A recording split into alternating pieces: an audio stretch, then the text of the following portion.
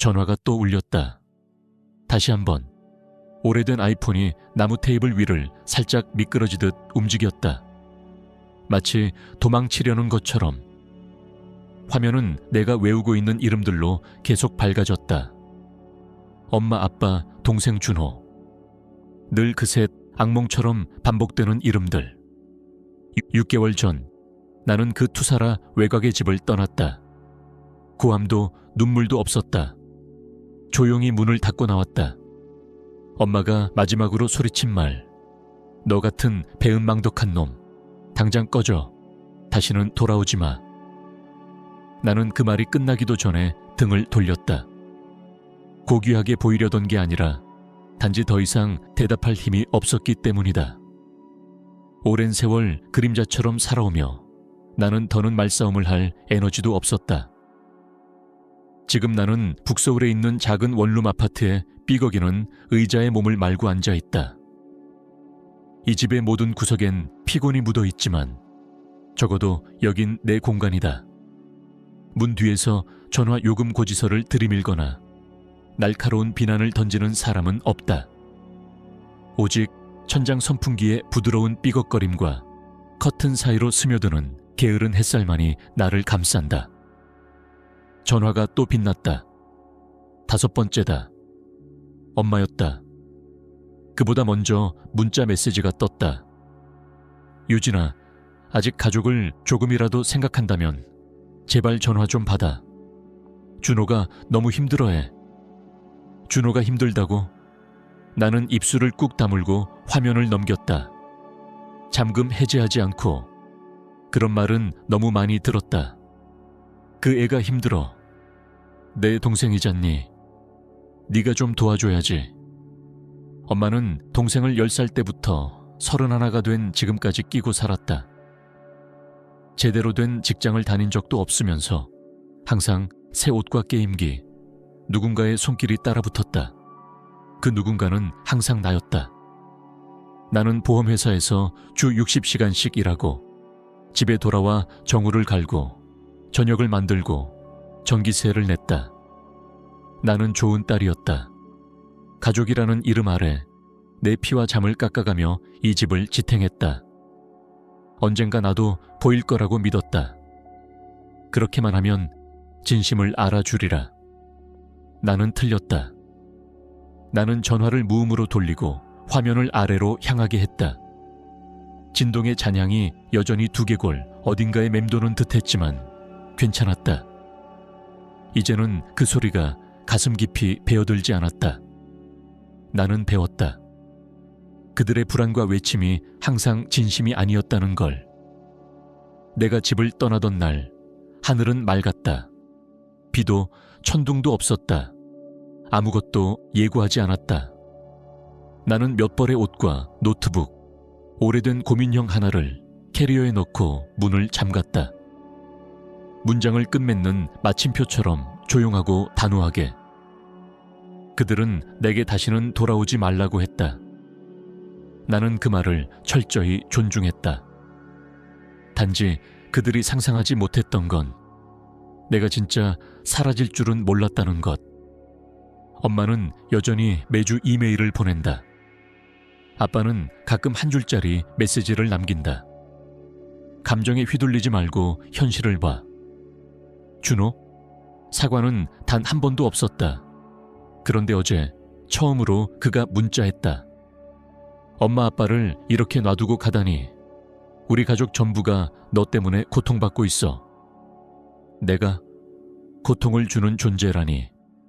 내가 수도세와 대출금을 더는 내지 않아서. 나는 등을 젖히고 낡은 의자의 압박을 척추로 느꼈다. 깊고 천천히 숨을 들이쉬었다. 그리고 깨달았다. 이제는 이 고요함이 무섭지 않다는 걸. 이 침묵은 공허가 아니라 명료함이었다. 내가 그들의 통제 밖에서도 존재할 수 있다는 증거였다. 전화 진동 하나하나가 더 이상 죄책감을 심지 않았다. 그것은 내가 얻어낸 자유의 흉터였다. 지금은 괜찮다. 나는 배웠다. 진짜 도움이 필요한 척하는 외침에 반응하지 않는 법을. 어릴 적 이야기 하나가 떠올랐다. 내가 11살 때였다. 준호가 아빠의 트럭을 긁은 날, 포드 F250. 아빠는 그것을 내 세 번째 자식이라 불렀다. 준호는 차고 문을 다 열지도 않고 후진해 회색 도장 위에 발톱 자국 같은 흠집을 남겼다. 엄마가 그걸 제일 먼저 발견했다. 숨을 헐떡이며 조용히 입을 닫았다. 그리고 1분 뒤 나를 향해 물었다. 유진아, 너 트럭 건드렸니? 나는 얼어붙었다. 그날 아침 수학 시험이 있어서 점심도 거르고 학교에 있었던 날이었다. 하지만 의심은 내게 돌아왔다. 준호는 주방 테이블에 앉아 차가운 피자를 먹고 있었다. 말없이, 마치 아무 상관도 없다는 듯이. 우리 집의 편에는 천둥처럼 오는 법이 없었다. 곰팡이처럼 스며들었다. 조용히 느리게 모든 벽과 틈새를 파고들었다. 숨이 막힐 정도로 뒤덮이고 나서야 알게 되는 것들이 있다. 나는 똑똑하다는 말도 자랑스럽다는 말도 들어본 적이 없다. 내가 한 모든 것, 전교 1등, 수학 경시 수상, 장학금 다 당연하다는 듯이 지나갔다. 너 같은 애는 그 정도는 기본이지. 반면 준호는 일주일간 결석 없이 수업을 나간 것만으로도 온 가족이 박수쳤다. 나는 대학 시절 스테이크 하우스에서 웨이트리스로 3년간 일했다. 밤 10시까지 팔에 화상 입을 정도로 뜨거운 접시를 들며. 그러고도 CPA 자격증 시험을 준비했다. 준호는 레저 스포츠학을 전공하다 중간에 그만뒀다. 엄마는 말하곤 했다. 그 애는 그 방식으로 못 배우는 거야. 한 번은 내가 39도 고열에 시달렸을 때도 병원에 나 혼자 운전해 갔다. 반면 준호는 감자튀김을 너무 먹고 배탈이 났다며 엄마가 앰뷸런스를 불렀다. 응급실엔 엄마, 아빠 둘 다 따라갔다. 나는 겨우 라면 있어, 나 늦어 라는 문자만 받았다. 내가 보험회사에 첫 정규직으로 채용됐던 날, 나는 집에 전화를 걸었다. 좋은 소식을 나누고 싶어서. 아빠는 말했다. 그래, 건강보험료는 잘 챙기고 있지. 그게 축하의 전부였다. 그런데 준호가 주말 목공 수업에 초대받았을 땐 가족 전체가 페이스북에 올렸다. 마치 하버드 전액 장학금이라도 받은 것처럼. 나는 모든 걸 올바르게만 하면 결국엔 인정받으리라 믿었다. 문제 일으키지 않고 착실히 살고 내 가치를 증명하면 진짜 가족으로 봐주겠지. 하지만 나는 그림자였다. 그들이 진짜로 사랑한 태양, 그 뒤에 드리운 형체에 불과했다. 어느 날 긴 근무를 마치고 돌아오니 등이 욱신거리고 목은 돌덩이처럼 굳어 있었다. 거실에 들어서니 엄마가 준호와 소파에 나란히 앉아 사진 앨범을 넘기고 있었다. 내 사진은 희미하게 탈색된 채 아무런 설명도 없이 페이지 사이에 낀 채로 있었다. 준호의 어린 시절은 3페이지에 걸쳐 우리 천사라 적혀 있었다. 나는 그 자리에 한참을 서 있었다. 누군가 나를 알아차리기를 바라며. 아무도 고개를 돌리지 않았다. 아무도 내게 말을 걸지 않았다. 아무도 밥은 먹었니? 묻지 않았다. 나는 조용히 방으로 들어가 문을 닫았다. 그날 밤 처음으로 나는 도망치고 싶은 게 아니라 어딘가를 향해 달려가고 싶다는 꿈을 꿨다. 거의 30년을 나는 그 집이 나의 쉼터라고 믿었다. 하지만 실제로는 한 번도 진짜로 환영받은 적이 없었다. 딸이 아니라 도구였다. 짐을 지고 구멍을 메우고 모두가 무너지지 않도록 버텨내는 역할. 나이가 들수록 나는 알게 되었다. 준호가 받은 칭찬 하나하나가 나의 모든 노력에 대한 무시였다는 걸. 그들은 내가 빛나기를 바란 게 아니었다. 조용히 있으라는 기대만 했던 거다. 아무것도 요구하지 말고 선을 긋지 말고 그냥 돈을 내고 감정을 참으며 가짜 평화를 유지하라는 요구. 그 모든 게 무너지기 시작한 순간을 아직도 정확히 기억한다. 2월이었다. 연말 정산 마감 일주일 전. 사무실에서 야근 중이었고 3일간 40시간 넘게 일했다.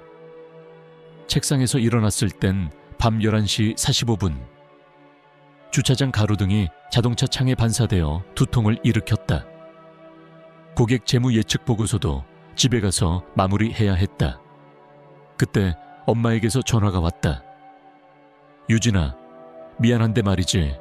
이번 달 도시가스 요금이 19만 원이나 나왔어. 네 아빠가 깜빡해서 네가 좀 처리해 줄 수 있을까? 나는 차문을 열던 동작 중에 멈췄다. 사원증이 아직 목에 걸린 상태였다. 뭔가 말하기도 전에 엄마는 덧붙였다. 이번 한 번만 부탁할게. 내일 바로 갚을게. 그 말을 몇 번이나 들었는지 모른다. 그런데도 그 목소리는 나를 무너뜨렸다. 나는 그 주차장에서 송금했다. 그리고 집으로 돌아갔다. 마치 아무 일도 아니라는 듯이. 하지만 그건 시작에 불과했다. 다음 주엔 전기세, 그 다음엔 수도세, 인터넷. 처음엔 엄마가 항상 이렇게 말했다. 잠깐만 빌리는 거야.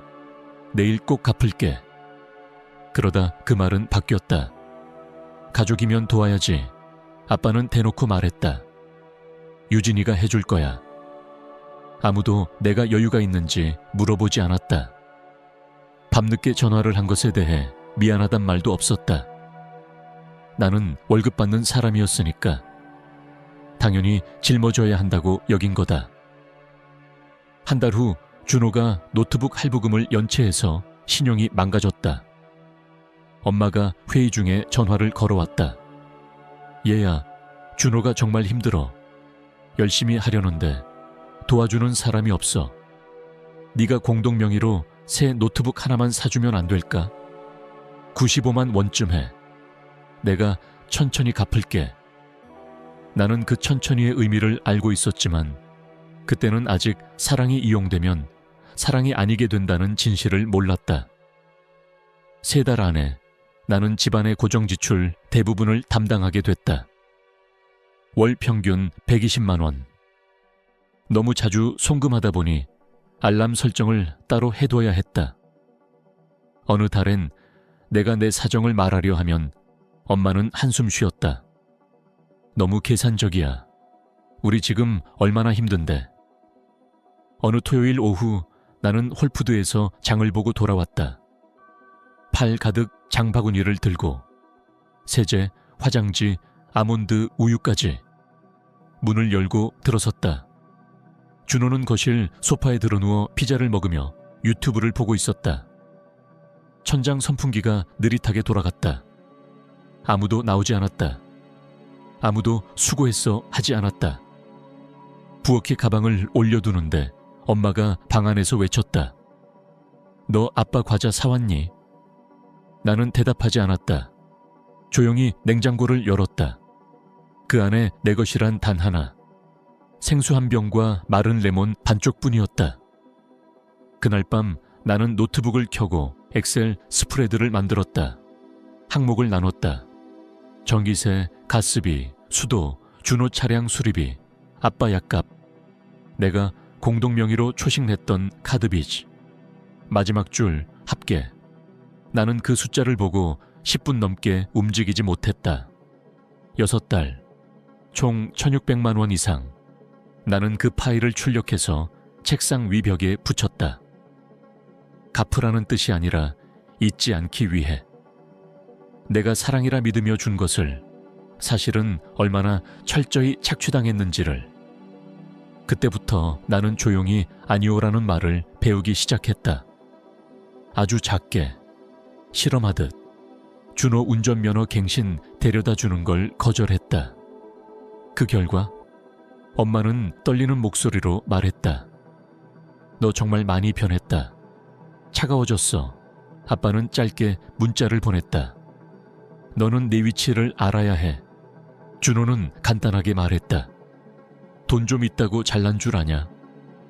나는 웃지 않았다. 그냥 알게 되었다. 그들이 날 진짜로 소중히 여긴 적은 없었다는 걸. 내가 조금이라도 나 자신을 위해 아끼자 그들은 배신자처럼 굴었다. 그날 밤 잠을 이루지 못했다. 분노가 아니라 처음으로 내게도 한계가 있다는 사실을 깨달았기 때문이다.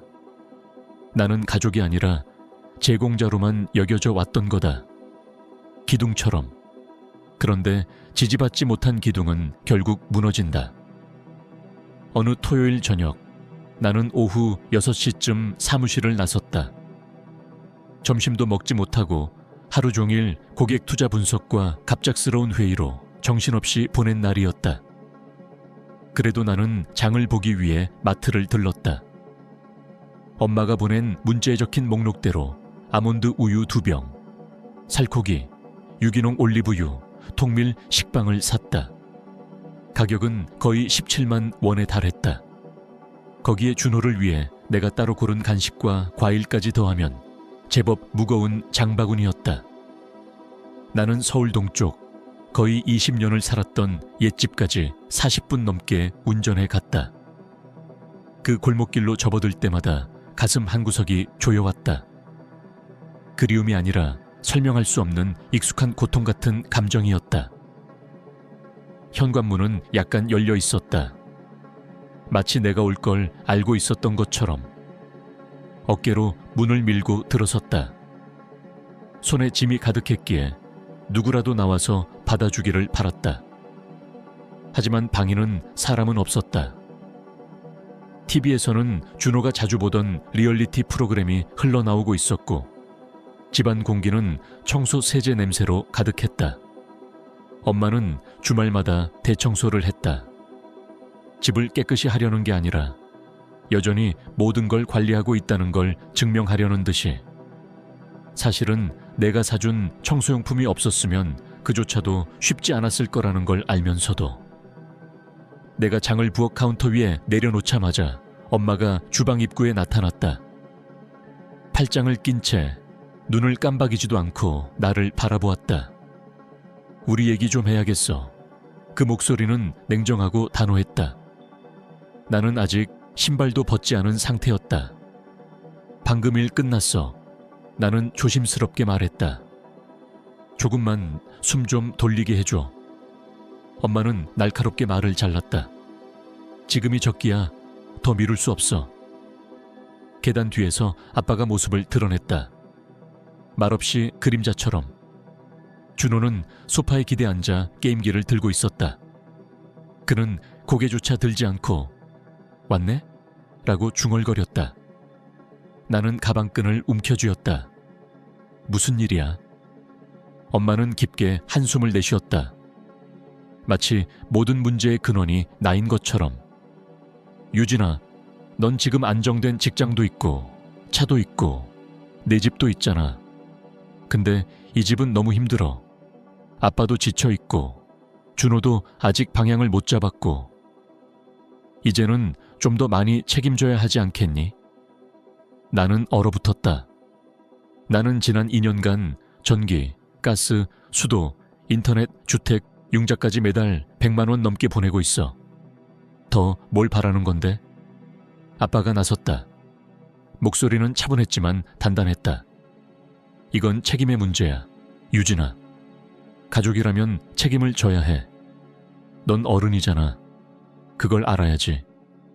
나는 입술을 깨물며 억눌린 분노를 삼켰다. 그럼 준호는 뭐야? 공짜로 사는 손님? 그때서야 준호가 고개를 돌렸다. 게임기를 내려놓고 코웃음을 치며 말했다. 나한테 뭐라고 하지 마. 난 아무것도 부탁한 적 없어. 네가 도와주고 싶어서 한 거잖아. 그렇게 생색내지 마. 나는 마른 웃음을 내뱉었다. 가슴 한복판이 주먹으로 맞은 듯 조여왔다. 난 생색낸 적 없어. 진심으로 도운 거였어. 엄마는 식탁을 손바닥으로 쿵치며 소리쳤다. 그만해. 요즘 너 너무 이기적이야. 혼자 살아보더니 우리가 하찮게 보여. 이 집 지금 압류 위기인 거 몰라? 준호는 학자금 대출도 거절당했고 아빠는 건강보험도 끊겼어. 그런데 너는 계속 돈만 따지고 앉아있어. 나는 그 방 안에 모든 사람을 바라보았다. 내가 떠받들던 그 집, 내가 희생해가며 지켜낸 사람들. 단 한 번도 내게 너 괜찮아? 밥은 먹었니? 너도 어려운 거 아니야? 라고 묻지 않았던 그 가족. 그래서 지금 이 대화는 뭘 위한 거야? 나는 물었다. 내 월급 전부를 내놓으란 거야. 융자 다 갚아주고 준호 차도 사주고 그래야 너희가 만족하겠어? 준호가 일어서며 소리쳤다. 넌 도를 넘었어, 유진아. 나는 그의 눈을 똑바로 바라보며 말했다. 내가 주 60시간 넘게 일하고 연애도 못하고 너희 집 압류 막느라 삶을 포기했어. 넌 뭐 했는데? 게임기 들고 누워있는 것밖에 더 했어? 아빠는 모자를 벗어 손에 쥐고 조용히 말했다. 책임 있는 딸이라면 이해했겠지. 나는 고개를 천천히 끄덕이며 되물었다. 내가 돈 안 보내면 이제 딸도 아니라는 거야. 아무도 대답하지 않았다. 나는 가방을 들어 어깨에 둘렀다.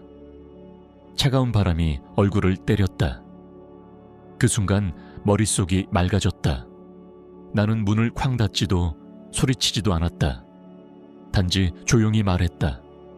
그렇다면 이 집에는 더 이상 유진이라는 딸은 없어. 그 말이 방 안을 가르자 공기가 무겁게 가라앉았다. 준호는 소파 옆에 멈춰 서 있었다. 손에는 아직 개봉하지 않은 생수병이 들려 있었다. 아빠는 모자의 챙을 바라보며 아무 말도 하지 않았다. 엄마는 차가운 눈으로 나를 바라보았다. 분노도 후회도 없이 그저 낯선 사람을 보는 듯한 눈빛. 꺼져. 그녀는 속삭였지만 칼날 같았다. 지금 우리 가족을 등지면 2번 다시 돌아올 생각도 하지 마. 나는 움직이지 않았다. 아빠가 무언가 말할 듯 고개를 들었지만 결국 한숨만 내쉬고 돌아섰다. 준호는 약간 웃었다. 비웃음은 아니었다. 마치 봐, 내가 뭘 했어 라는 듯한 표정. 나는 뭔가 말하려 입을 열었지만 곧 닫았다. 이상하게도 슬프지 않았다. 가볍게 느껴졌다. 나는 뒷걸음질 치며 장을 든 채 문을 열었다. 문 밖 가로등 불빛이 집안의 그림자를 드리웠다. 나는 마지막으로 그 집을 돌아봤다. 아무도 나를 보지 않았다. 아무도 불러 세우지 않았다. 문은 조용히 닫혔다. 탁, 실처럼 얇고 날카로운 소리가 울렸다. 마지막으로 이어졌던 실이 그 순간 깨끗이 끊어졌다. 밖은 생각보다 더 추웠다. 젖은 풀 냄새와 함께 바람은 말라 있었고 가로수에 마른 단풍나무 가지가 바스락거리며 흔들렸다. 나는 천천히 차로 걸어갔다. 장바구니를 조수석에 올리고 운전석에 앉았다. 시동은 걸지 않았다. 손 2개를 운전대에 올려둔 채 앞만 바라봤다. 눈물도 떨림도 후회도 없었다. 오랫동안 이 순간이 오면 울게 될 줄 알았다. 무너질 줄 알았다. 그런데 아니었다. 내가 느낀 건 텅 빈 듯하지만 묘하게 가득 찬 감정이었다. 공허가 아니라 해방이었다. 오히려 이 고요함이 나를 감쌌다.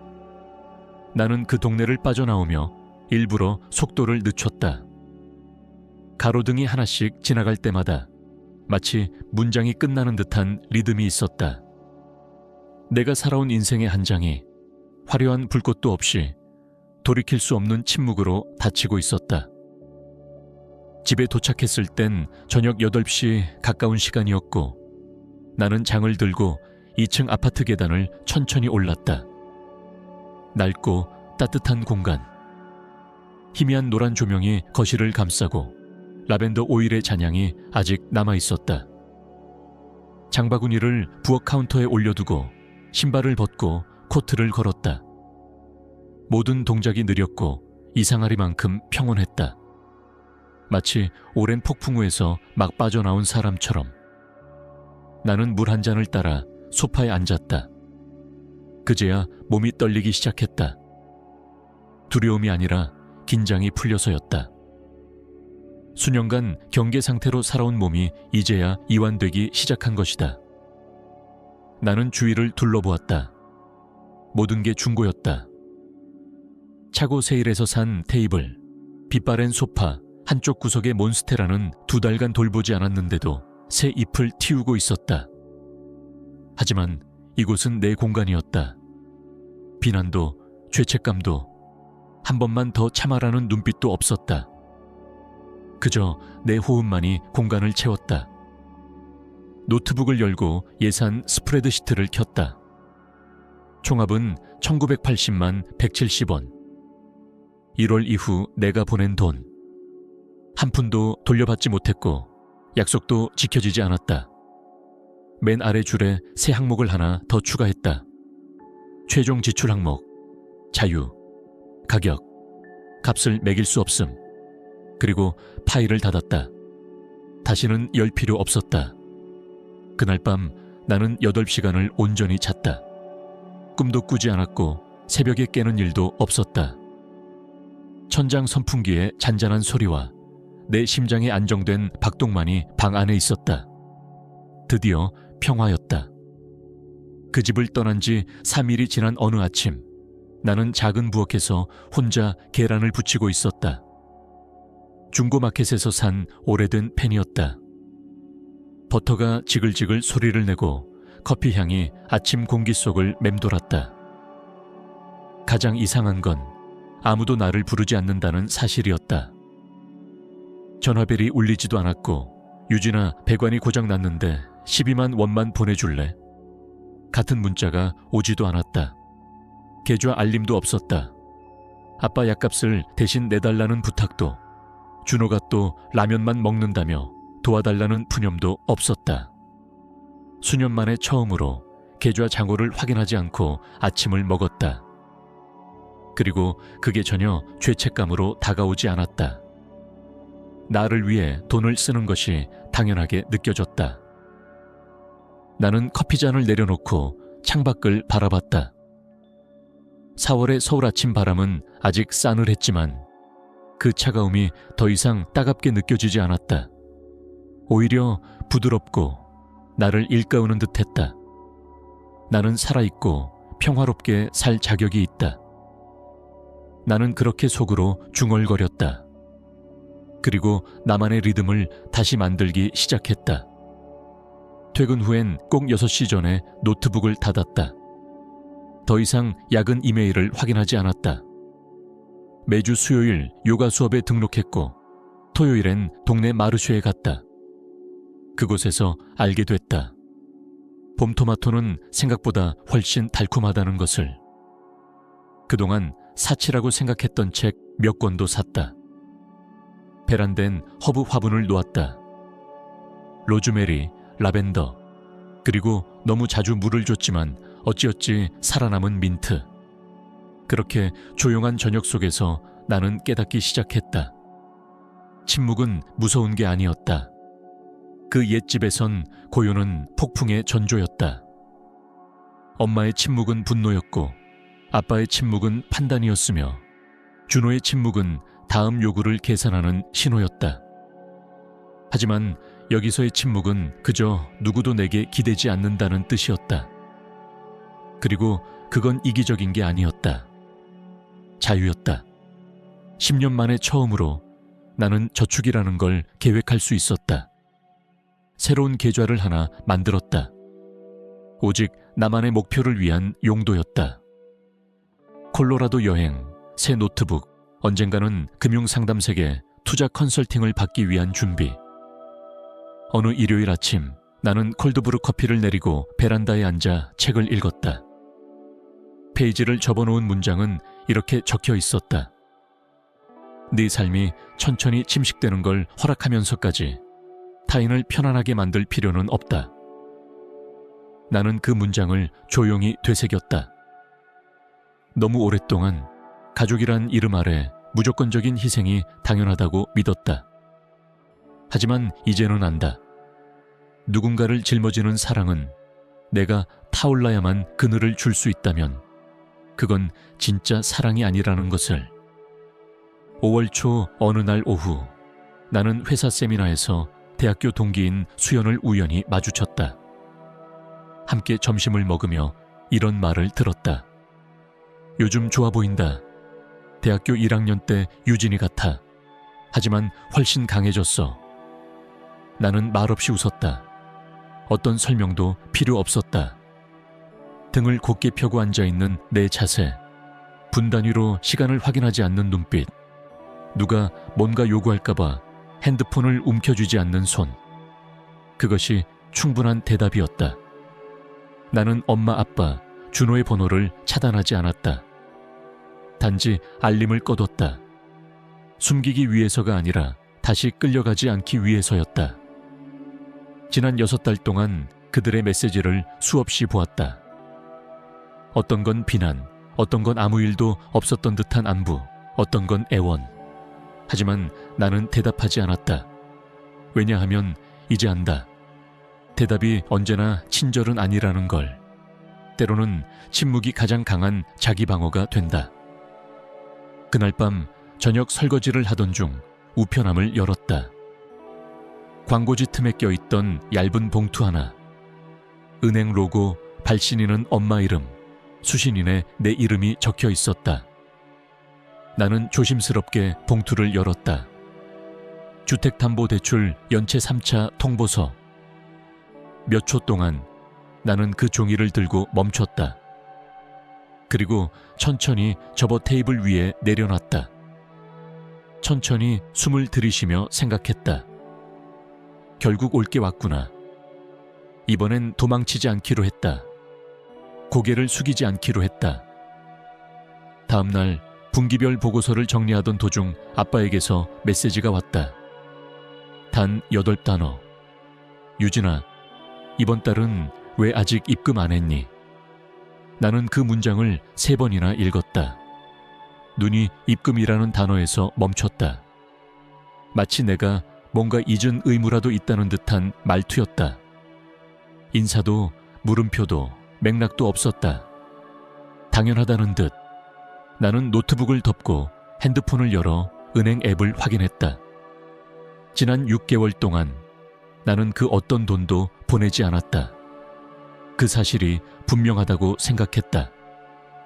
하지만 그들은 내가 잠시 쉬는 중이라고 여겼던 모양이다. 이상한 기분이 들어 나는 은행에 전화를 걸었다. 고객센터 상담원이 3번째 벨의 전화를 받았다. 나는 주소와 신원을 확인한 뒤 조심스럽게 물었다. 1547 웨스트우드 드라이브 주택의 대출 상황을 알려주실 수 있나요? 상담원은 잠시 머뭇거리더니 이렇게 답했다. 해당 계좌는 현재 8개월 연체 상태입니다. 지금은 압류 전 단계이며 최종 통보서는 약 3주 전에 발송됐습니다. 나는 숨이 멎는 듯 했다. 8개월. 그렇다면 내가 아직 송금하던 시기에도 대출금을 내지 않고 있었던 것 아닌가. 전화를 끊고 나서 나는 충격으로 말문이 막혔다. 멍하니 앉아 예산 파일을 다시 열었다. 내가 얼마나 많은 돈을 보내왔는지 하나하나 추적했다. 처음 잠깐 도와달라며 시작했던 그 순간부터 내가 완전히 손을 뗀 마지막 순간까지 총액 1,800만 원 이상.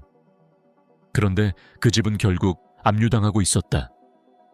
나는 준호에게 전화를 걸었다. 예상보다 빨리 받았다. 유진아, 드디어 전화했네. 엄마가 완전 패닉이야. 은행에서 또 편지 왔어. 그래서 네 계획은 뭐야? 나는 당황해서 되물었다. 내 계획? 무슨 계획? 그 집 대출 말이야. 네가 지금까지 내왔잖아. 갑자기 끊더니 이제 압류 들어온다고. 너 책임감 없어? 나는 입술을 깨물며 참았다. 내가 8개월 동안 돈 보냈어. 그런데 그 돈은 어디로 간 거야? 누구한테 쓰였어? 그는 몇 초간 말이 없었다. 그러더니 차갑게 말했다. 잘 몰라. 엄마가 네가 일부만 낸 거라고 했고 그래서 계속 부족했다고. 아마 엄마가 썼겠지. 나는 숨을 깊이 들이쉬었다. 넌 그 집에서 살잖아. 은행에서 보내는 통지서 안 봤어. 전기 끊기고 다시 들어오는 거 보면서 아무 생각 안 했어. 대출금이 안 나가는데 내가 돈 보내는 건 알았잖아. 이상하다고 생각 안 했어? 그의 목소리는 날카롭게 변했다. 지금 뭐가 하고 싶은 말인데? 우리가 힘든 거 뻔히 알면서 너만 잘 살고 있다고 외면하는 거야? 한 달치만 내면 은행이 협상해준대. 그 정도는 도와줄 수 있잖아. 나는 건조하게 웃었다. 나는 이제 너희의 백업 플랜이 아니야, 준호야. 그리고 우리라고 말하지 마. 나는 이제 너희 그룹의 일원이 아니야. 전화를 끊었다. 단호하고 흔들림 없었다. 3분 뒤 엄마에게서 전화가 왔다. 나는 받지 않았다. 가슴이 조여왔지만 더는 굴복하지 않았다. 그녀의 문자도 곧 따라왔다. 짧은 문장들.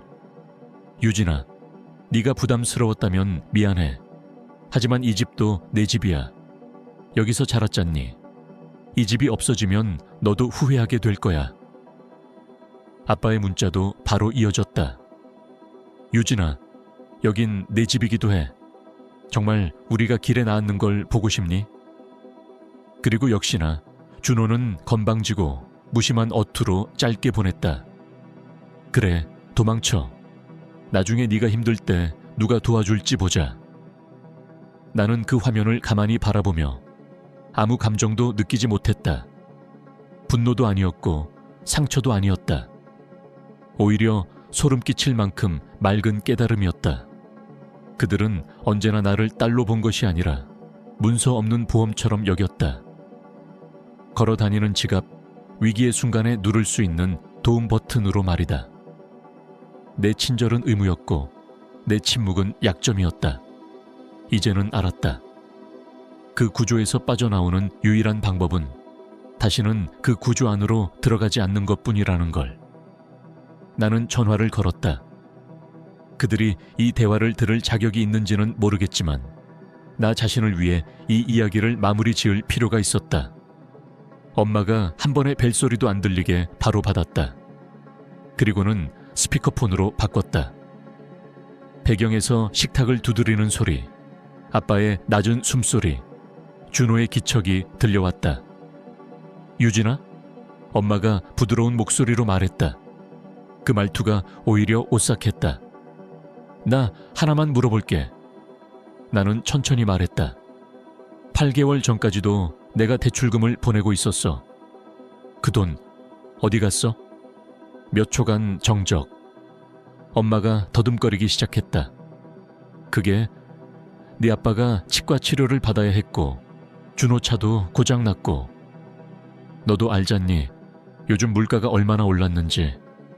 갑자기 이것저것 겹쳐서 나중에 정리하려고 했는데 나는 말을 잘랐다. 내가 보낸 돈으로 아무 상관없는 데에 썼으면서 대출금은 연체된 거야? 아빠가 끼어들었다. 그럴 의도는 아니었어. 네가 떠난 이후 더 힘들어졌잖아. 네가 있었으면 이렇게까지 안 됐을 수도 있어. 나는 숨을 삼키며 웃음을 터뜨렸다. 아니야, 내가 있었어도 똑같았을 거야. 당신들은 사실을 숨겼을 거고 내 돈은 계속 빨아들였겠지. 항상 그랬으니까. 엄마의 목소리는 날카롭게 바뀌었다. 그래도 넌 너무한다, 유진아. 엄마 뱃속에서 9개월을 품었던 자식을 어떻게 이래.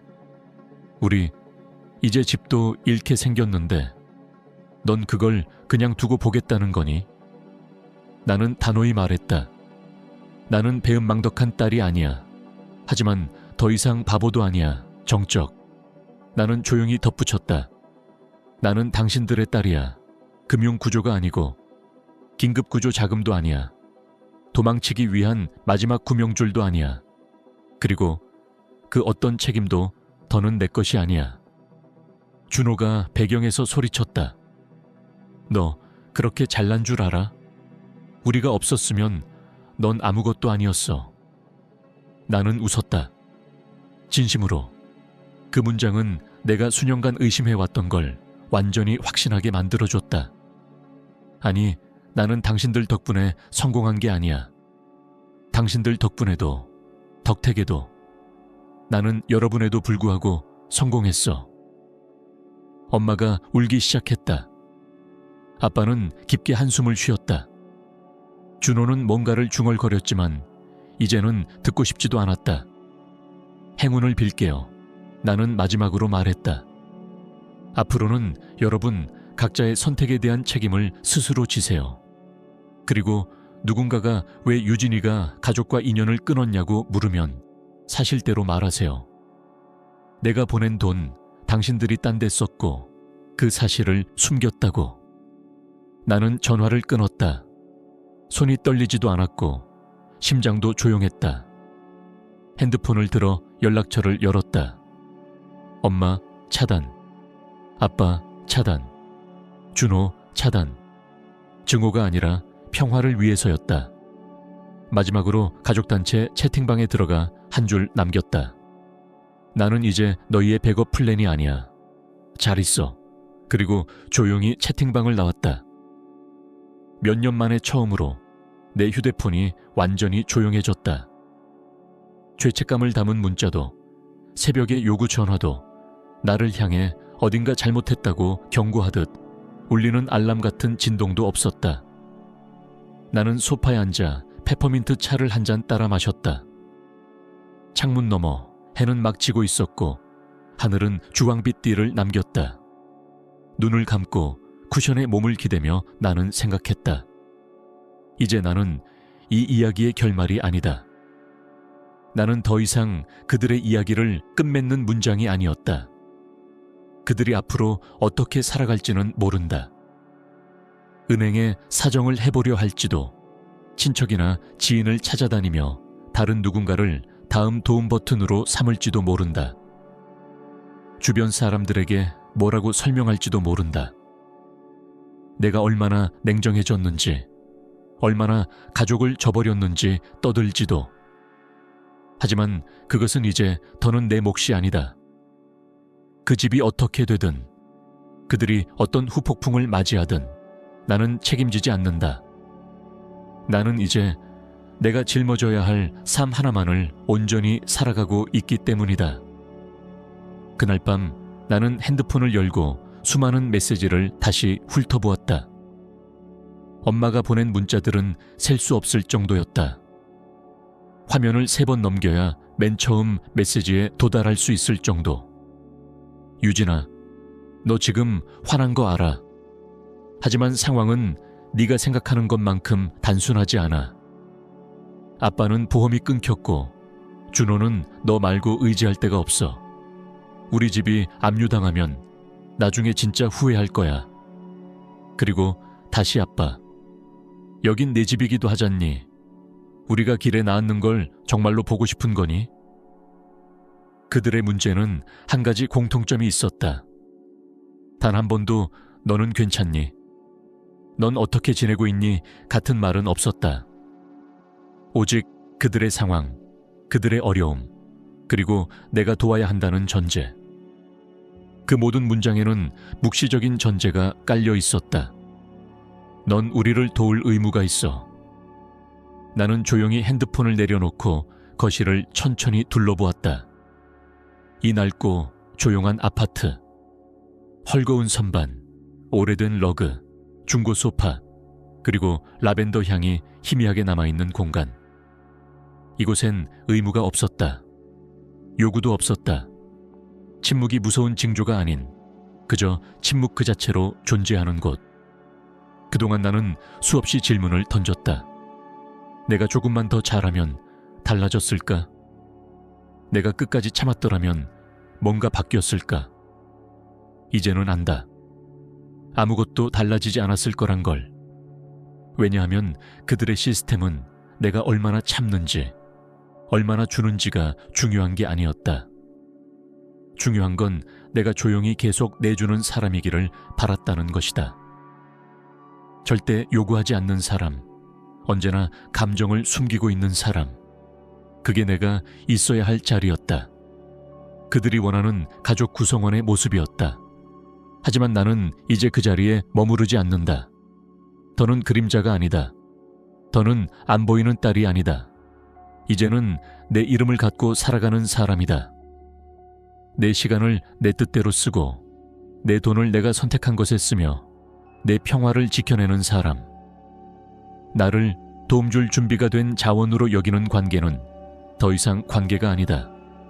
그것은 착취다. 아무리 피를 나눈 사이라도 사랑이라는 단어로 포장된다 해도 그 본질은 바뀌지 않는다. 나는 도망친 것이 아니라 돌아온 것이다. 나 자신에게로. 내가 나로 살아가기 위해 싸운 모든 순간들이 헛되지 않았다는 증거로 지금 이 고요함이 존재하고 있다. 그리고 이제 나는 미래를 그려본다. 조용한 주말 아침, 자전거를 타고 공원에 가는 상상. 여름이면 해질 무렵, 손수 만든 아이스티를 마시며 창밖을 바라보는 장면. 가을이 오면 창문을 열고 책을 읽고, 겨울이면 코트를 입고 혼자 영화관에 가는 평범한 일상들. 누구에게도 허락받지 않고 누구의 눈치를 보지도 않고 나만의 리듬으로 살아가는 삶. 누군가는 말하겠지. 가족은 결국 가족이라고. 네가 언젠가 필요할 때 그들이 없으면 어떻게 하겠느냐고. 하지만 나는 안다. 진짜 사랑은 조건이 없고 진짜 가족은 거래를 요구하지 않는다. 내가 고통스러울 때조차 무언가를 더 내놓으라고 하지 않는 관계, 그것이 진짜다. 나는 여전히 때때로 그 집이 떠오른다. 엄마의 냉정한 눈빛, 아빠의 무표정한 한숨, 준호의 빈정거리는 말투, 그리고 그 집의 낡은 타일 바닥과 주방의 노란 조명. 하지만 더 이상 그 장면들이 나를 삼키지 않는다. 나는 거기서 빠져나왔고 다시는 돌아가지 않을 것이다.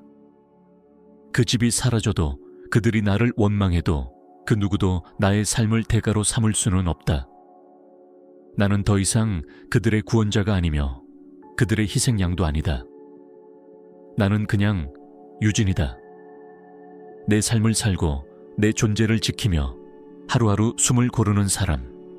이제야 진짜 평화를 배운 사람.